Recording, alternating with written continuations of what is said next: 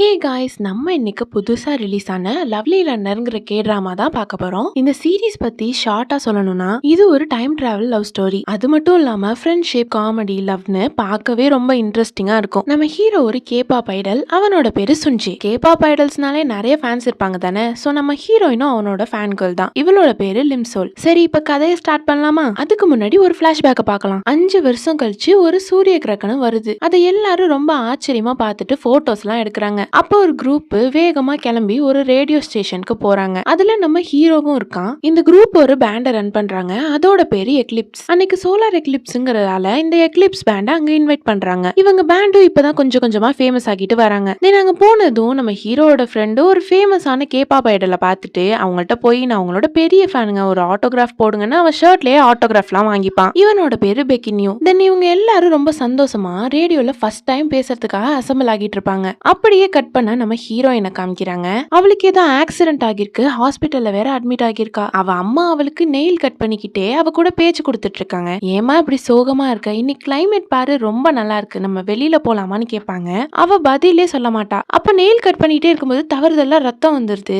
அவங்க உடனே பதறி போய் அவளை பாக்குறாங்க. அவளுக்கு எந்த ஒரு ஃபீலும் இல்லாம அப்படியே தான் இருக்கா. பிகாஸ் அவளுக்கு ஆக்சிடென்ட் ஆனதுல கால் செயலிழந்து போயிடும். அவளால இனிமே நடக்க முடியாதுன்னு டாக்டர்ஸும் சொல்லிடுறாங்க. உடனே அவங்க அம்மா பதட்டத்துல மருந்து வாங்க போறேன்னு அங்க உள்ள கிளாஸை தட்டி விட்டுட்டு அதை வந்து கிளீன் பண்ணிக்கலாம்னு சொல்லிட்டு அங்க இருந்து போயிடுறாங்க. இம்சோல் உடனே அந்த கிளாஸ் எடுத்து அவ கையில ரத்தம் வர அளவுக்கு ரொம்ப டைட்டா பிரஸ் பண்ணிட்டு இருப்பா. அப்ப ஹீரோயினுக்கு ஒரு கால் வருது. ரொம்ப நேரமா அதை அடிச்சுட்டே இருக்கு, அவ எடுக்கவே இல்ல. அங்க உள்ள ஒரு பாட்டி தான் ரொம்ப நேரமா போன் அடிக்குதுல, எனக்கு டிஸ்டர்பன்ஸா இருக்கு, அதை எடுத்து பேசுன்னு சொன்னதும் ஹீரோயின் அந்த கிளாஸை கீழே வச்சுட்டு அந்த காலை அட்டன் பண்ணி பேசுறா. அந்த கால்ல வேற யாரும் இல்ல, நம்ம ஹீரோ தான் இருக்கான். இங்க ரேடியோ ஸ்டேஷன்ல எல்லாரும் சுத்தி உட்கார்ந்து இருப்பாங்க. அப்ப பேண்ட்ல உள்ள எல்லாரும் ஒருத்தருக்கு ரேண்டமா கால் பண்ணி பேசணும்னு சொல்லிருப்பாங்க. நம்ம ஹீரோ தான் ரேண்டமா ஒரு கால் பண்றான். அந்த கால் தான் நம்ம ஹீரோயினுக்கு போகுது. ஹீரோவும் அவகிட்ட பேசுறது அங்க உள்ள ரேடியோல கேக்குது. ஹீரோயின் அதை கேட்டதுமே ரேடியோல இருந்து கால் பண்ணிருக்காங்க போலன்னு யாருன்னு கேப்பா. என்னோட பேரு சுஞ்சே, என்ன தெரியுமான்னு ஹீரோ கேட்க தெரியாதுன்னு சொல்றா. அப்ப ஹீரோட ஃப்ரெண்டு, எங்க பேண்டோட பேரு எக்லிப்ஸ், இப்பதான் நாங்க கொஞ்சம் கொஞ்சமா ஃபேமஸ் ஆகிட்டு வரோம்னு சொன்னதும், எனக்கு தான் தெரியாதுன்னு சொல்றேன்ல,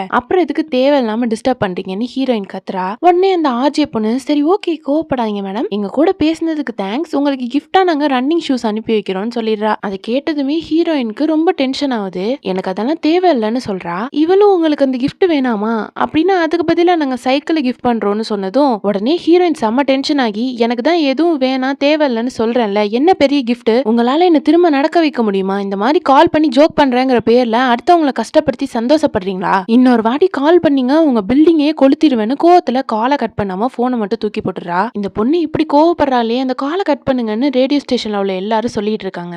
உடனே ஹீரோ, நான் பேசுறது உனக்கு கேக்குதான்னு கேட்க ஹீரோயின் உடனே, அம்மா இந்த காலை கட் பண்ணுங்க, இங்க வாங்க அம்மா அம்மான்னு கத்தி கூப்பிட்டுட்டே இருக்கா. அப்ப ஹீரோ அவகிட்ட, நீங்க இவ்ளோ கஷ்டத்துலயும் உயிரோட இருக்கீங்க, அது ரொம்ப பெரிய விஷயம், அதுக்காக ரொம்ப தேங்க்ஸ். நீங்க உயிரோட இருக்கிறத நினைச்சு உங்க பேரண்ட்ஸ் ரொம்ப சந்தோஷமா இருப்பாங்க. சோ அவங்களுக்காக வச்சும் நீங்க வாழணும், எதை நினைச்சும் கவலைப்படாதீங்க. இன்னைக்கு கிளைமேட் ரொம்ப நல்லா இருக்கு, நாளைக்கும் கண்டிப்பா மழை பெய்யும்னு நினைக்கிறேன். அந்த மழை முடியிற வரைக்கும் நீங்க வெயிட் பண்ணுங்க, எதை நினைச்சும் கவலைப்படாதீங்க, கொஞ்சம் வெயிட் பண்ணீங்கன்னா உங்களோட வாழ்க்கையும் ஒரு நாள் பிரைட்டா மாறும்னு அவளை மோட்டிவேட் பண்றான். அப்பதான் அவங்க அம்மா பதட்டமா வந்து என்னாச்சுன்னு கேக்குறாங்க. லிம்சோல் அவங்கள கட்டி பிடிச்சிட்டு அழுவுறா. அவங்களும் சமாதானம் பண்ணிட்டு இருப்பாங்க. சோ அந்த பிளாஷ்பேக் எல்லாம் முடிஞ்சு இப்பதான் கதையே ஸ்டார்ட் ஆகுது. பிரசன்ட்ல 31 டிசம்பர் 2022 காட்டுறாங்க. லிம்சோல் அவ வீட்டுல நல்லா தூங்கிட்டு இருக்கா. அவ ரூம் ஃபுல்லா சுஞ்சையோட போஸ்டர்ஸ், பேனர்ஸ்னு அழகா ஒட்டி வச்சிருக்கா. பிகாஸ் பிரசன்ட்ல எக்லிப்ஸ் பேண்ட் செம்ம ஃபேமஸ் ஆகிட்டாங்க. நம்ம ஹீரோயினும் அவங்களோட பெரிய ஃபேன். பிகாஸ் அன்னைக்கு சுஞ்சை அவளை மோட்டிவேட் பண்ணதாலதான் அவ சூசைட் பண்ற எண்ணத்தெல்லாம் விட்டு லைஃபை திரும்ப வாழணும்னு முடிவு பண்ணுவா. அதனால அந்த பேண்ட்லயே சுஞ்சேவை தான் அவளுக்கு ரொம்ப பிடிக்கும். அவ தூங்கிட்டு இருக்கப்ப அவளோட பாட்டி அவ மூஞ்சி ஃபுல்லா லிப்ஸ்டிக்கை போட்டு விளையாடிட்டு இருக்காங்க.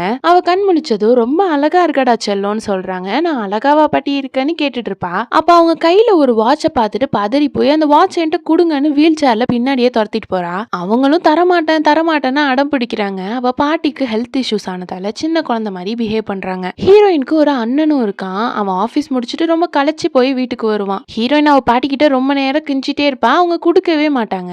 அப்ப அவளோட அம்மா தான் பாட்டி கிட்ட சமாதானம் பண்ணி அந்த வாட்சை வாங்கி கொடுப்பாங்க. ஆக்சுவலி இந்த வாட்ச் சுஞ்சையோடது.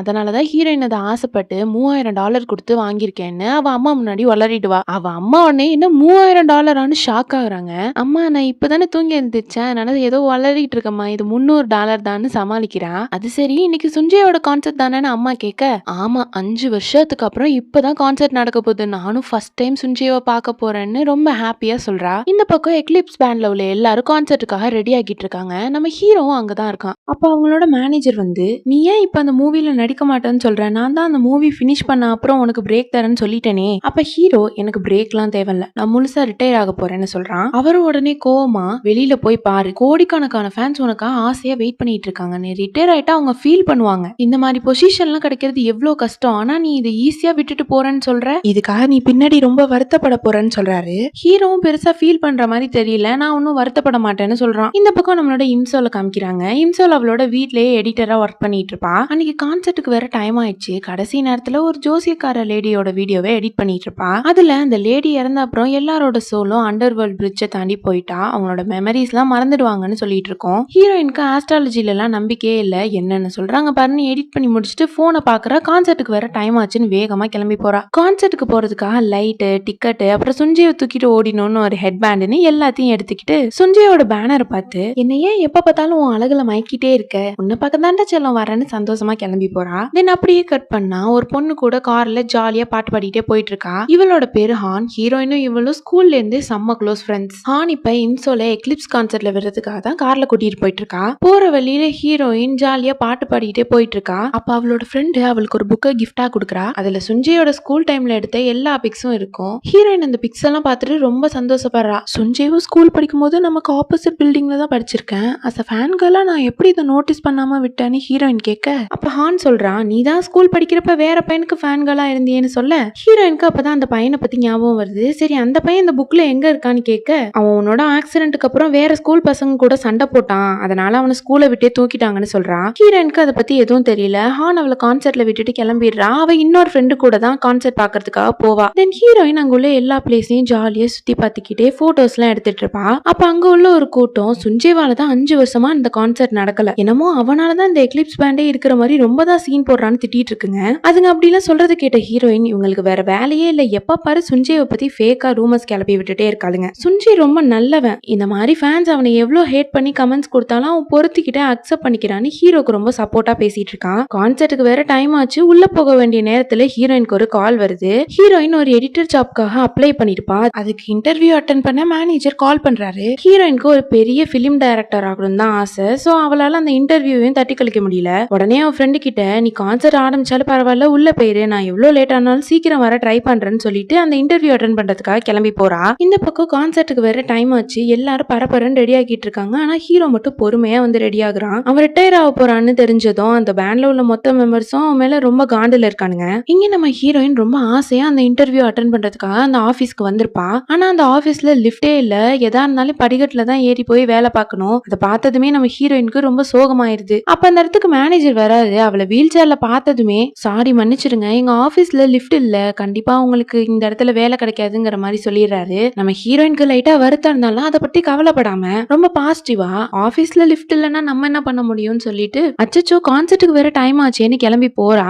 பஸ்ல வேற செம கூட்டம், எங்க பார்த்தாலும் டிராபிக்கா இருக்கு. அவ ஃப்ரெண்டு வேற கான்சர்ட் ஆரம்பிச்சிட்டாங்கன்னு மெசேஜ் பண்றா. ஹீரோயின் என்ன பண்றதுன்னு தெரியாம பஸ்லயே வெயிட் பண்ணிட்டு இருக்கா. டிராபிக் எல்லாம் முடிஞ்சு ஒரு வழியா போனா கான்சர்ட்டை ஸ்டார்ட் பண்ணிட்டாங்க. அங்க உள்ள கேட்ஸையும் க்ளோஸ் பண்ணிட்டாங்க. நம்ம ஹீரோயின் எப்படிடா இப்ப உள்ள போறதுன்னு பொறுமையா போய்கிட்டு இருக்கா. அப்ப அந்த வழியா ஒரு செக்யூரிட்டி லேடி போறதை பார்த்துட்டு அவங்கள கூப்பிட்டு, நான் கான்சர்ட்டுக்கு வரதுக்கு ரொம்ப லேட் ஆயிருச்சு, எங்க பார்த்தாலும் டிராபிக்கா இருந்துச்சு, இதுல வீல் சேர்ல வரதுக்கு வேற ரொம்ப கஷ்டமா இருக்கு, ப்ளீஸ் என்ன ஒரு வாட்டி உள்ள விடுங்களேன்னு கேக்குறா. அவங்களும் என்ட்ரி டைமிங்லாம் முடிஞ்சிருச்சு, இப்போ உங்களை உள்ள விட முடியாது, அது ரொம்ப ரிஸ்க்னு சொல்றாங்க.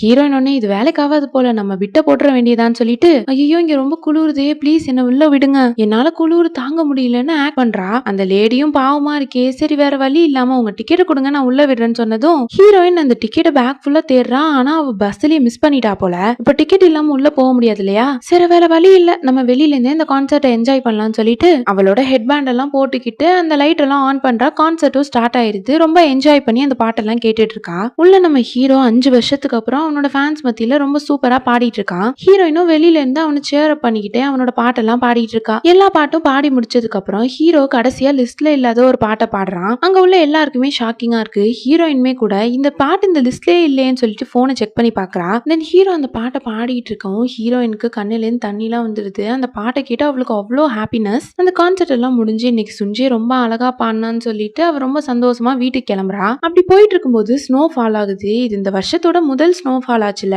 கண்டிப்பா சுஞ்சேக்கு விஜய்க்கு ரொம்ப பிடிக்கும்னு சொல்லிட்டு அவளோட போனை எடுத்து ஆன் பண்றா. டக்குன்னு ஒருத்தன் போனை தட்டி விட்டு போயிடுறான். இந்த பக்கம் நம்ம ஹீரோ கான்சர்ட்லாம் முடிச்சுட்டு திரும்பவும் ரூமுக்கு போறான். அங்க அவனோட டீம் ரொம்ப கோவமா இருக்கானுங்க. ஹீரோ உள்ள போனதும் பெக்கினி அவனோட சட்டையை பிடிச்சு, உனக்கு எவ்வளவு தைரியம் இருந்தா எங்களெல்லாம் விட்டுட்டு இன்னொருத்தங்களுக்கா ரிட்டையர் ஆக போறேன்னு சொல்லுவேன், கொஞ்சமாவது எங்களை பத்தி யோசிச்சு பாத்தியாடான்னு கேக்குறப்ப ஹீரோ நான் கொஞ்சம் தனியா இருக்கணும், எல்லாரும் வெளியில போறீங்களான்னு சொல்றான். உடனே பெக்கினியும் மத்த ஆளுங்களும் அந்த இடத்த விட்டு கோவமா போயிடுறாங்க. அப்ப நம்ம ஹீரோ தனியா உட்காந்து எதையோ நினைச்சு ரொம்ப ஃபீல் பண்ணிட்டு இருப்பான். ஹீரோயினோட போன் வேற கீழே விழுந்ததுல உடஞ்சு போயிருது. இப்போ என்னடா பண்றதுன்னு சொல்லிட்டு ரொம்ப தூரம் வீல் சேர்லயே போய்கிட்டு இருக்கான். அந்த பிரிட்ஜ் வேற ரொம்ப லாங்கா இருக்கிறதால அவளோட வீல் சேர் சார்ஜ் இல்லாம ஆஃப் ஆகிடுது. சுத்தி முத்தி யாருமே இல்ல. அந்த வீல் சேர் வேற ஒர்க் ஆகல, போனும் ஆன் ஆகல. இன்னைக்கே நம்மளோட டே இவ்ளோ அன்லக்கியா போகுது. முதல்ல இன்டர்வியூல ரிஜெக்ட் ஆனோம், அப்புறம் டிக்கெட்ஸை மிஸ் பண்ணேன், அதுக்கப்புறம் போன் உடைஞ்சது, இப்போ வீல் சேரும் ஒர்க் ஆகல. இப்போ என்ன பண்றதுன்னு நினைச்சு ரொம்ப அழுதுட்டு இருக்கா. அந்த வழியா தான் நம்ம ஹீரோவும் கார்ல வந்துட்டு இருக்கான். என்னடா ஒரு பொண்ணு பிரிட்ஜ்ல தனியா வீல் சேர்ல உட்காந்துருக்காளேன்னு சொல்லிட்டு இறங்கி போய் பாக்குறான். நம்ம ஹீரோயினுக்கும் அவனை பார்த்ததுல செம்ம ஷாக்கு. அவளுக்கு வாயில இருந்து பேச்சே வரல. ஹீரோ அவகிட்ட பொறுமையா போய், என்ன உன்னோட வீல் சேர் உடஞ்சிருச்சா, உனக்கு எதுவும் ஹெல்ப் தேவைப்படுதான்னு கேட்க நம்ம ஹீரோயினுக்கு பேச்சே வரல. அப்ப ஹீரோ அவளோட கையை தொட்டு பார்த்துட்டு, என்ன உன் கை இவ்வளவு ஜில்லுன்னு இருக்கு, இந்த அதை வச்சுக்கோ, இது கதகதான்னு இருக்குன்னு சொல்லிட்டு ஒரு சூடான பாக்கெட் அவ கையில கொடுக்குறான். அவனை பார்த்ததுமே சந்தோஷத்துல அழ ஆரம்பிச்சிடுறா. ஏன் அழுவுறன்னு கேட்கவும், நான் ரொம்ப சந்தோஷமா இருக்கேன், நான் உன்னோட பெரிய ஃபேன்னு சொல்றா. நான் உன்னோட ஹெட் பேண்டை பார்த்ததுமே கண்டுபிடிச்சிட்டேன்னு ஹீரோ சொல்ல, உங்களுக்கு ஒரு விஷயம் தெரியுமா, உங்களோட பேர்ல நான் ஒரு ஃபேன்ஸ் கிளப் கூட வச்சிருக்கேன், எனக்கு உங்களை ரொம்ப பிடிக்கும்லாம் சொல்றா. ஹீரோ அதை கேட்டுட்டு, அப்படியா, ரொம்ப தேங்க்ஸ்னு சொல்றான். இல்ல நான் தான் உங்களுக்கு தேங்க்ஸ் சொல்லணும்னு ஹீரோயின் சொல்ல, இப்ப நீங்க ஏன் எனக்கு தேங்க்ஸ் சொல்றீங்கன்னு ஹீரோ கேட்க, ஹீரோயின் அவளோட மனசுக்குள்ளேயே, உங்களாலதான் நான் திரும்பவும் உயிர் வாழ ஆரம்பிச்சிருக்கேன், அதுக்காக நான் உங்களுக்கு நிறைய நன்றி கடன் பட்டிருக்கேன்னு சந்தோஷமா சிரிச்சுக்கிட்டே, இல்ல எங்களை மாதிரி ஃபேன்ஸ்க்கெல்லாம் நீங்க நிறைய ஹெல்ப் பண்றீங்கல்ல, அதுக்காக தேங்க்ஸ் சொன்னேன்னு சொல்லி சமாளிச்சிடுறா. ஹீரோ அவகிட்ட, நீங்க வேற என்னோட பெரிய ஃபேனா போயிட்டீங்க, உங்களை எப்படி இங்கே தனியா விட்டுட்டு போறது, நீங்க வேணா என் கூட கார்ல வரீங்களா, நான் உங்களை வீட்டுல விட்டுட்டு போறேன்னு கேக்குறான். ஹீரோயினுக்கு அது கேட்டதுமே ரொம்ப சந்தோஷமா வரேங்கிற மாதிரி அவனை பார்த்துட்டு இருக்கா. டக்குன்னு அவளோட ஃப்ரெண்டு வந்துடுறா. அவளை பார்த்ததுக்குமே ஹீரோயின் முடிஞ்சு புஷ்ன்னு பெய்யுது. என் ஃப்ரெண்டு என்ன அழைக்க வந்துட்டா, நான் அவ கூட போறேங்கிற மாதிரி சொல்றா. அப்ப ஹீரோ அவகிட்ட அந்த கொடையை கொடுத்து, இது உன் கூடவே எடுத்துட்டு போன்ற மாதிரி சொல்றான். ஹீரோயின் கிட்ட பதில் கொடுக்க ஒண்ணுமே இல்ல. அப்போ ஒரு சாக்லேட் பாட்டில் எடுத்து, இன்னைக்கு நீங்க கரெக்ட் டைமுக்கு வந்து என்ன காப்பாத்தினதுக்கு ரொம்ப நன்றி, இது உங்களுக்கு கண்டிப்பா பிடிக்கும்னு நம்புறேன்னு அந்த சாக்லேட் பாட்டில கொடுத்துட்டு அவ வீட்டுக்கு கிளம்பி போயிடுறா. ஹீரோ கார்ல போகும்போது அந்த சாக்லேட் பாட்டிலே ரொம்ப சோகமா பார்த்துட்டு இருக்கான். தென் ஹீரோயின் வீட்டுக்கு போனதும் அவ அம்மா கிட்ட, அம்மா அன்னைக்கு ஆக்சிடென்ட்ல என்னை யார் காப்பாத்தினாங்கன்னு உங்களுக்கு தெரியுமான்னு கேக்குறா. அவளோட அம்மாவும், அது நடந்து ரொம்ப வருஷம் ஆச்சு, இப்ப எதுக்கு அதை பத்தி கேக்குறேன்னு கேட்கவும், இல்லம்மா என்னை காப்பாத்தினவங்களுக்கு ஒரு தேங்க்ஸ் கூட என்னால சொல்ல முடியல, அவங்கள பத்தின டீடைல்ஸ் கிடைச்சா கண்டிப்பா நான் அவங்களுக்கு ஒரு நாள் தேங்க்ஸ் சொல்லுவேன்னு சொல்லி சிரிச்சிட்டு இருக்கா. அவங்க அம்மாவுக்கும் அவ அப்படிலாம் பேசுறத பார்த்து ரொம்ப சந்தோஷமா இருக்கு. தென் அவளோட ரூமுக்கு வந்ததும் அவ ஒரு வாட்ச் வச்சிருப்பால, அந்த பாக்ஸ்குள்ளேயே அவன் கொடுத்த ஒரு பாக்கெட்டையும் வச்சுட்டு, ஐயோ இன்னைக்கு நம்ம ஆட்டோகிராஃப் வாங்காம விட்டுட்டோமே, ஒரு ஆட்டோகிராஃப் ஆச்சும் வாங்கியிருக்கலாம், எல்லாமே நினைச்சு பார்த்தா கனவு மாதிரி இருக்குன்னு சொல்லி சந்தோஷப்பட்டுட்டு இருக்கா. அப்ப அந்த பாக்ஸ்குள்ள இருந்து வச்சு டக்குன்னு பிளிங்க் ஆயிட்டு ஆஃப் ஆகுது. ஹீரோயின் அதை பார்த்ததும், இப்ப அது ஆன் ஆச்சா அப்படிங்கிற மாதிரி ஆச்சரியமா அதை எடுத்து கையில போட்டு பாக்குறா. பிகாஸ் அந்த வாட்ச் சுஞ்சேவோடது ரொம்ப நாள் ஆனதால ஒர்க் ஆகாது. ஹீரோயின் அந்த வாட்ச் எடுத்து கையில போட்டுட்டு போன் ஆன் பண்ணி பாக்குறா. குரூப் ஃபுல்லா இன்னைக்கு கான்சர்ட்ல நடந்த சுஞ்சேவோட போட்டோஸ் எல்லாம் அனுப்பியிருக்காங்க. அதை ஓபன் பண்ணி பார்த்ததும், ஐயோ என் தங்கம் எவ்வளவு அழகா இருக்கானே அப்படிங்கிற மாதிரி அவனை கொஞ்சிக்கிட்டே அந்த போட்டோஸ் எல்லாம் பார்த்துட்டு இருக்கா. இப்போ ஒரு அபார்ட்மெண்ட்டை தான் காமிக்கிறாங்க. அந்த அபார்ட்மெண்ட்ல ஹீரோயின் கொடுத்த அந்த சாக்லேட் பாட்டில், அப்புறம் கொஞ்சம் டேப்லெட்ஸ் எல்லாம் வேற செதறி கிடக்கு. நம்ம ஹீரோ வேற மாடியில ரொம்ப சோகமா நின்று வேடிக்கை பார்த்துட்டு இருக்கான். அங்க வேலை பார்க்கறவங்க எல்லாம், நம்மளோட அபார்ட்மெண்ட்டுக்கு சுஞ்சே வந்திருக்காராம்பா, நம்ம இன்னைக்கு அவரை பார்த்து ஆட்டோகிராஃப் வாங்குறோம்னு பேசிட்டு இருக்காங்க. சடனா ஏதோ ஒரு சவுண்ட் கேட்டதும் ரெண்டு பேரும் பயந்துடுறாங்க.